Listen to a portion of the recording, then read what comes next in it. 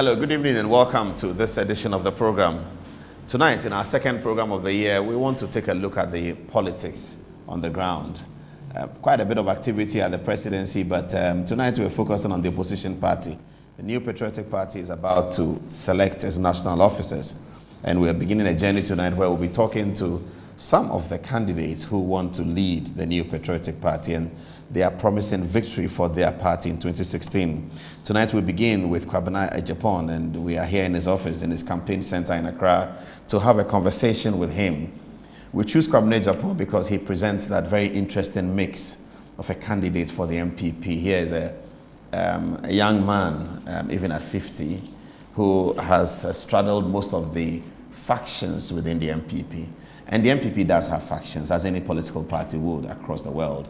The factions of the MPP are distributed mainly among personalities, historically and presently. J. Kufuor representing one of those factions, and of course the Dankwa and Oforiatta and Pawuli faction, manifested by Nana Akufo-Addo, who is the last presidential candidate. Now here is Kwabena Agyepong, is a young man who sort of straddles both. Straddles both because 1992, Kwabena was one of the earliest faces on television to endorse Professor Dubois' campaign for the New Patriotic Party in their first election. Soon after that, Kwabena was seen leading and supporting Nana Akufo-Addo's campaign to become the flag bearer against the J. Kufuor group. And then later on, he became what is probably the most successful press secretary of the Fourth Republican era, where he initiated, among other things, the regular presidential briefing, the press briefing at the office of the president, which is today being carried out at the Flagstaff House. So Kwabena carried his success through the press secretary, but resigned in those days amidst rumors that there were quarrels between him and Kojo Mpianim, the chief of staff. President Kufuor's castle had been distributed into three main institutions: Kwabena Agyepong, DK Osei, and Kojo Mpianim. There were wild rumors then that Mr. Agyepong had run crossroads with Mr. Kojo Mpianim, and he had to resign.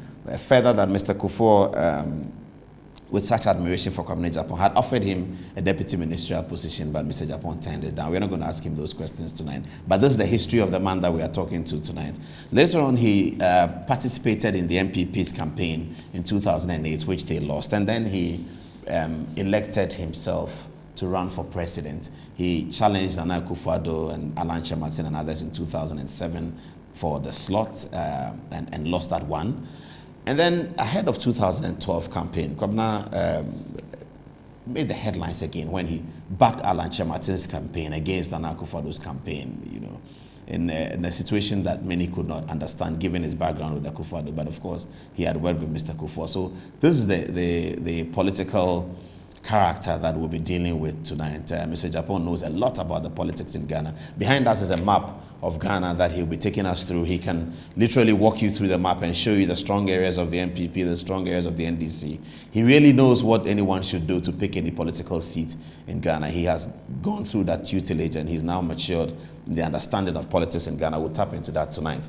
But he is now running as General Secretary for the MPP. He wants to become General Secretary of the MPP. Sir John, the famous or infamous, the way you look at it, General Secretary of the party, is also running, and the race appeared to have narrowed down between the two of them, going ahead into the contest, which will be decided about 8 weeks or so from now. Kwabena Agyepong says, think victory, think Kwabena, and I have some of his letterheads here which say, together we can rise again. That's what he's saying to Ghanaians. Good evening, sir. Thank you. Well, thank you very much, Paul, but I think you've added quite a bit of salt into my... that's what journalists do, isn't it? To my profile, you know, and I don't think the party is as divided as you present it to be. Of course, I mean, in 1992, we had a very heated Congress, which was won by Professor Dubois. But after that, everybody just funneled behind the old professor and supported him for the campaign. But now there's this Kufuor and Akufo-Addo division, which we can talk about later in this I think the press loves that. I mean, the press everywhere loves controversy, and if they can open a little bit of a wedge between the party, especially for the ruling government, they would like to see us divided. But I believe that together as a party, when we are genuinely united together, we can win again. We'll rise again. Is it not a demerit to your campaign right now that you were running for president a few years ago? Now you decided to run for general secretary instead. Have you come to terms with the fact that you don't possess the qualities to be president of Ghana, and so you're opting for the inferior position of general secretary, inferior to the position of the president of Ghana? Is that what it is? No, I don't think so. I mean, first and foremost, the secretary general of any political party, and especially with the MPP, is a very important position. You know, of course, you work as a team with the national executive to weld together a political institution to fight for political power. There is no doubt that the #1 seat is the presidency. I tried it at the time when I was the youngest. I was the youngest at 45. My intentions have been clear. The party decided otherwise. I think that any point in time, I would love to serve my party in any capacity. And I think at this particular moment, there's a crying need for a certain type of leadership, a leadership that is results-oriented, a leadership that is practical, a leadership that would implement policies and also would chase progress, and then a leadership that will give power back to the constituencies. I think the party is too headquarters dominated, and all politics, they say, is local. And I present that freshness to do so for the political party, to work as a team together with the newly elected executive to ensure that our constituencies become the vanguard of any political organization. You seem to disagree that there are factions within your party at the stage of Akufo-Addo and Kufuor, which is really mimicking Victor Owusu and Oforiatta kind of analysis. You are running, they say, on the Kufuor, Alan, Victor Owusu ticket. Sir John is running on the Akufo-Addo, Pawoli, Dankwa ticket.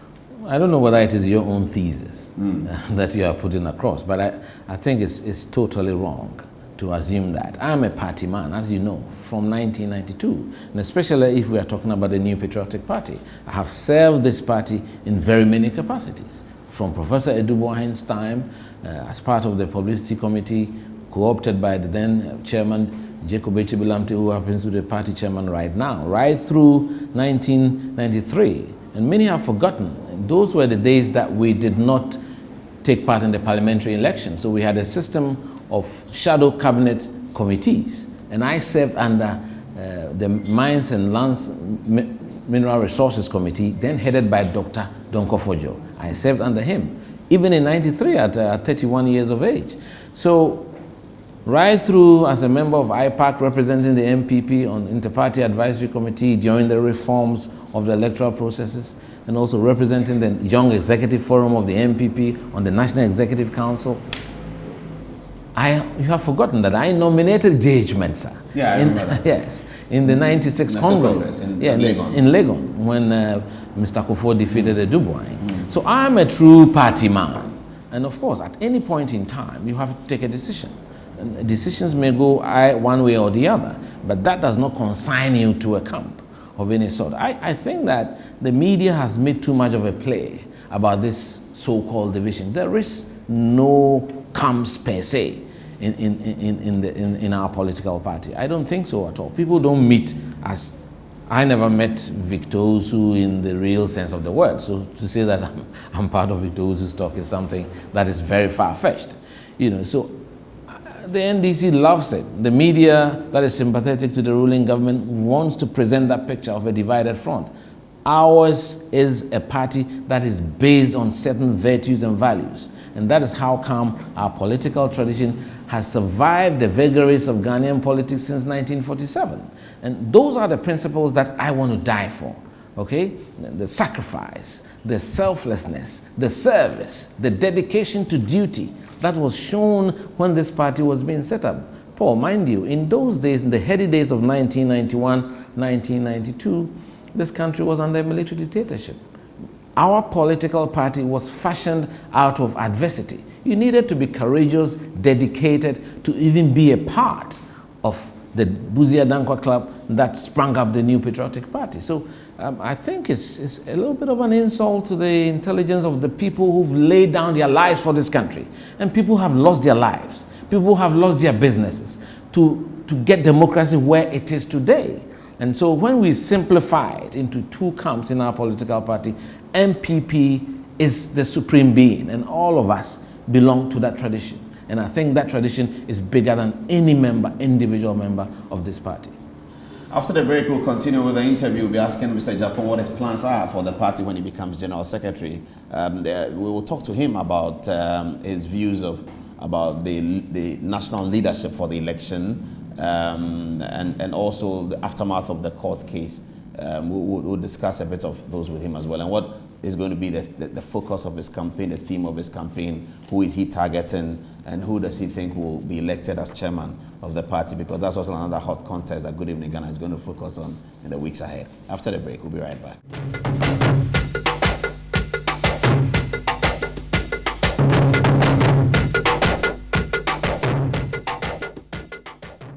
Welcome back. Thank you very much for your time. So, do you have your family's backing for this? And I say your family because I know the unfortunate situation of the passing of your mom. Yes. And they would have expected, in the Akan tradition, there's a 1-year mourning period. That's correct. Here you are on the road. Well, strangely, it was just the time that I decided to enter this contest that my mom passed away. And as you are aware, for the last 3 months or so, I never did any active campaigning. I had to show sensitivity to the culture of Ghanaians and to respect my mom's memory. So it was after her burial on the 7th of December, and even that I gave myself a little bit of time off. But I believe service to this country, especially for those of us who remain living, whilst we can respect the dead. The welfare of the 25 million Ghanaians matters to me the more now. And I think one of the ways that I can meet that objective is to help my party win back political power in this country in 2016. And that's why I'm offering myself, anchored in the belief that this is a political tradition that governs better. I think Ghanaians have seen it. Governs better? Oh, of course, they've seen it very clearly. I mean, if you ask the business community, they will tell you things are so different now to when President Kufuor was in office. So it is incumbent on us as politicians, as part of this political tradition, to work hard to win the confidence of Ghanaians, to ensure that we take back political power so that we can implement all those beautiful policies that we have for the Ghanaian people, especially the socially centered policies to help the poor, to help the needy, to help the least privileged, which is what was the cornerstone of the Kufuor administration. Some of you competing for the MPP positions, a big question that you may have to answer. Do you think the MPP could have won the 2008 election? And do you think the MPP could have won the 2012 election? You see, when you lose 2 consecutive elections by those small margins, I mean, 2012 was not small. 2008 was like the skin of our teeth. Yes. You know, 2012 was fraught with so much irregularity.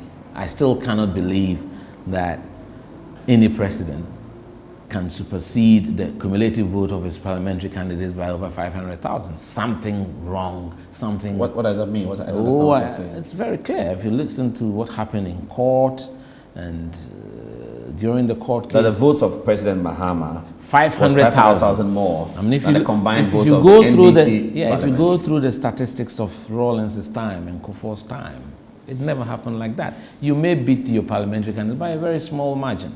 Of course, when anybody walks into a voting booth, and I'm sure you've been there on a number of occasions, how many people do you see handed a presidential ballot and then they refuse a parliamentary ballot? It doesn't happen. So if there may be spoilages or a few discrepancies yet, but 500,000, something untoward happened in this election.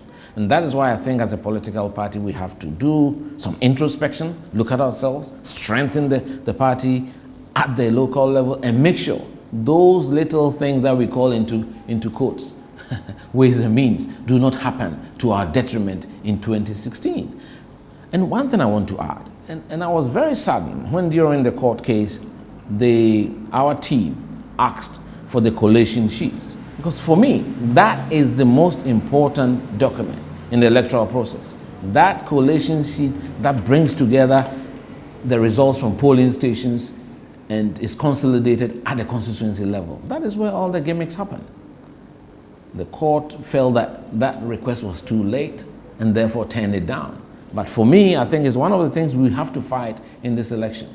It is one document that political parties need to have a copy of, not this, the summary. The whole collation sheet. So if there are 120 polling stations, everybody should have a copy so that it's easy to cross-check with your polling station results to make sure that those so-called transpositional errors that happened, that in my view created that 500,000. And of course the difference was 300,000. So if there is a 500,000 buffer, anything might have happened. You think President Mahama was not validly elected?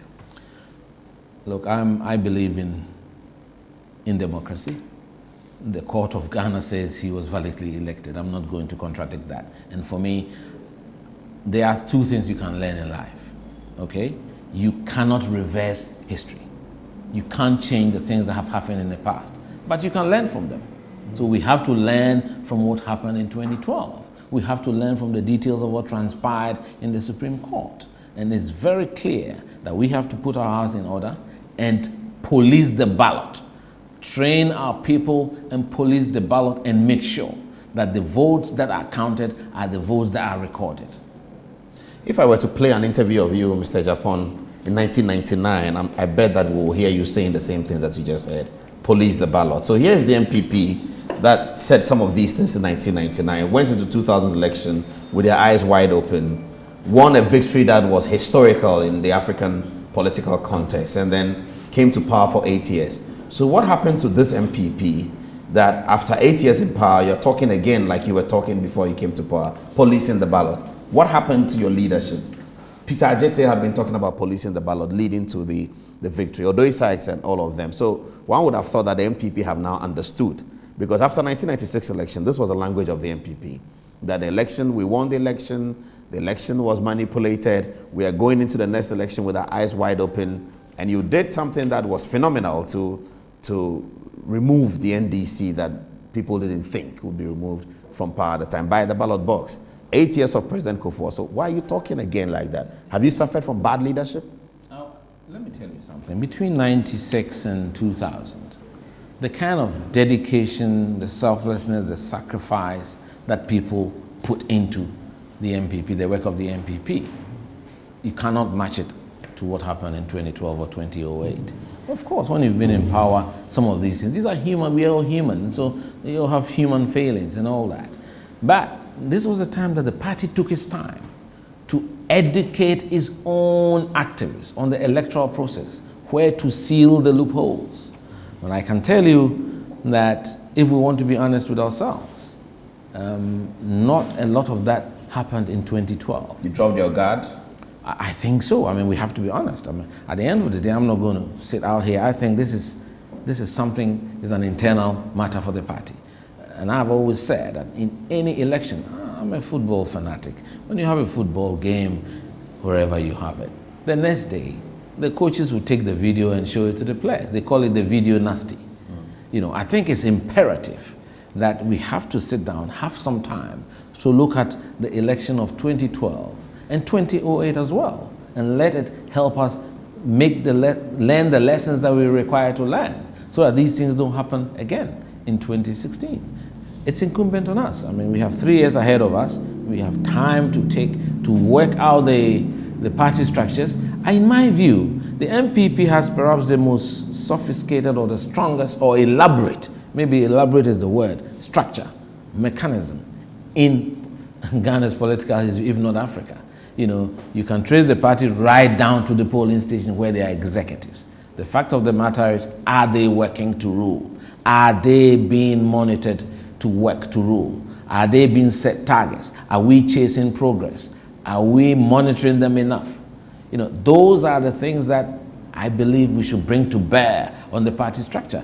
Party machinery should not be left only 4 or 5 months to elections and kicked into gear. It should be a living being working throughout the 4 years. If that had been the case, there would not have been so many issues of who makes up the register at the polling station. Because, Paul, at a polling station, there are different categories of people. Somebody may be a card-bearing member of the MPP, but he will not attend a polling station meeting. Okay? Somebody may be a sympathizer who will vote for the MPP, but he's not likely to attend meetings. The party dwells on the foot soldiers, the activists. Those are the people who work the ground. They do the poster pasting, the canvassing, then the house to house. Those are not that many. So even if you have a polling station of, say, 1,000 people, which let's say 50-50, 500 are MPP, if you ask for a meeting, you're likely to have maybe 20, 25, at best 30 people. And if those meetings had been going on for the last 4 years, they will know themselves at each polling station. So it will not be time for people now to say, let's go and build a register of our people at the polling station. It's an admission of a failure of our system. And in politics, we have to be honest with ourselves and sometimes admit where we have fallen short and work hard to spruce the system up. That's what I think we should do as a political party. There is no doubt at all in my mind that the structure that we have is very solid. We have to oil that structure, resource that structure, and make sure that the party people at the local levels have the wherewithal to do the campaign in a way to secure victory in 2016. But your party has lost ground, and I'd like us to go to the map and you show us. Your party has lost significant ground since 2000 election. And if we look up here, Upper East, Upper West has never been yours. It's always gone. That's and right. You've lost more ground there, isn't it? That's right. We used to have two seats, 3 seats here, which have all disappeared. In Upper East, you don't have anything? No, we have. We used to have, I think we have Binduri, we used to have Navrungo Central, which we lost. We used to have Chanapaga, Boka Central, which also went. So, I mean, it's a huge challenge. There is no doubt at all. You used to have Tamale. It's completely gone now. Of course, anybody who is a political realist will know that the dynamics of Tamale changed as a result of the conflict. And that influenced our support in the northern region. But I can tell you that we can work hard and claim it back. I mean, for our performance. Do you still have Yendi? Oh yes, we have Yendi, but it's too close for my liking. You know, we should be dominating Yendi and winning Myong and Gushegu and Karaga. You know, those are seats that we won and lost. Nanton we won and lost. You know, so the East Dagbon area, Cherepone we won and lost. Saboba we won and lost. We now have Zabzugu, we have Tatale. So we are very strong in the northern region. And if you look at the improvement in the votes in the northern region in 2012, that can tell you is an area that we can go and reclaim, depending on the strategy we put on the ground and fight the election in 2012. But anyone will bet that Tamale, the 3 constituencies in Tamale, North, South, and Central, you can't get it. No. Well, it's a difficult order, but we can fight it and make sure that the kind of margins that we are seeing, 150,000 difference, cumulative difference, will not happen. The kind of margins we saw in 2008 and 2012. I do believe we will be strong enough in Tamale. If we put our act together and work hard on the ground and strengthen the constituencies, we should be able to close that gap. So the Gonja area is gone, right? Well, I wouldn't say it's gone. Of course, we will not lose sight of the fact that the president is a Gonja. But even Bole Bamboy, we have strong support, even in 2012. I mean, it's not as if we're wiped out. No. Salaga is a toss-up. Salaga, you've not had it for a while now. Is the last one was Boniface. Yes, and I think that we can reclaim Salaga, Wulensi, Bimbila, we keep. Pandai, Wulensi went to a former MPP some time ago, you know, the former Deputy Minister of Works and Housing, who used to be an MPP DCE. Yeah. So, you know, I call the northern region the yellow ground. It's neither red nor blue. So NDC would like to call it for themselves. No, they can't. I don't think. But they're winning about 70% of northern region right now, which was not the case even under Rawlings, was it? Paul, as I said to you, politics is a lot of planning, a lot of strategizing, trading horses at the local level, doing deals at the local level. And I think if we have a strategic mind and the team works, I mean the national executive works as a team to strategically look at each constituency. I mean, we have inherent problems. We should never have lost Nalerugu, you know, but we know there were a few problems on our side in Nalerugu Gambaga constituency. And there's Bumprugu, there's Yonyo now divided. We should be able to pick at least one of those seats. So I am very confident that, you see, if you go to the numbers in this country, and you count heads fairly, and everybody gets to vote once, I'm always convinced that the NPP has more numbers than the NDC. They may be better at the ways and means and the tricks, but that's why somebody said that the tragedy that faces Ghana is that the party that knows how to govern has to learn how to win. And the party that doesn't know how to govern has a way of winning elections. So that's what we've got to stop.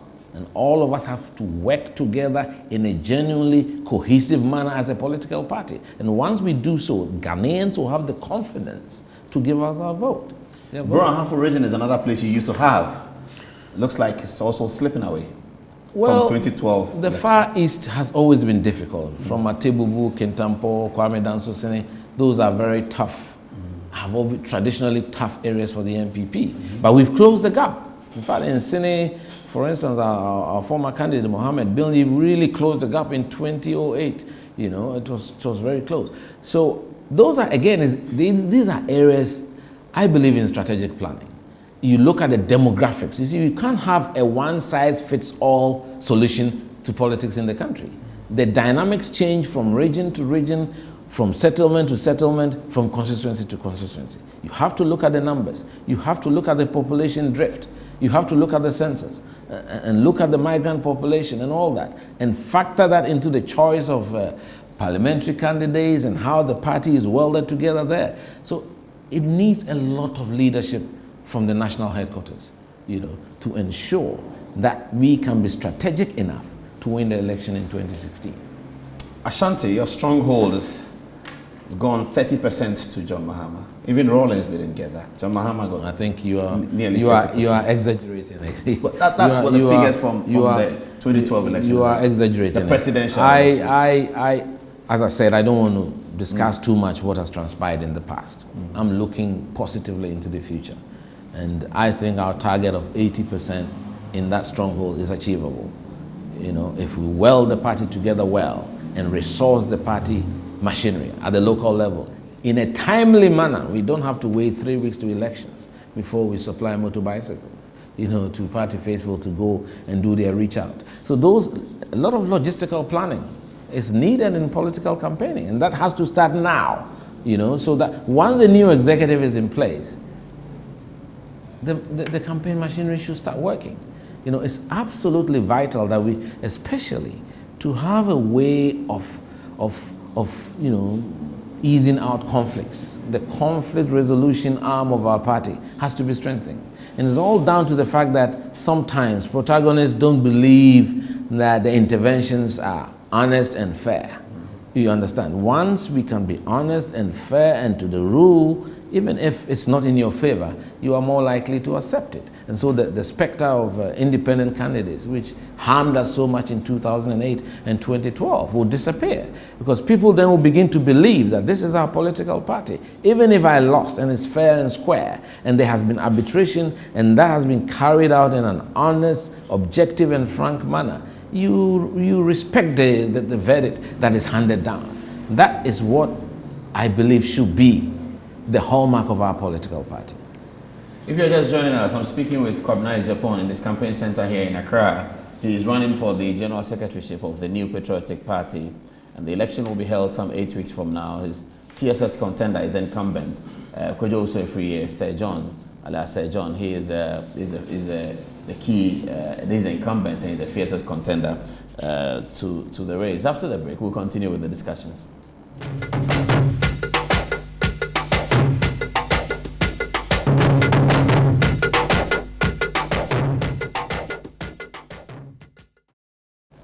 Thank you very much for joining us. I hope that you're enjoying the interview. And unfortunately, we can't take your questions live, but you can send it to us on goodeveninghana@gmail.com, as this interview is recorded a few hours before you are seeing it.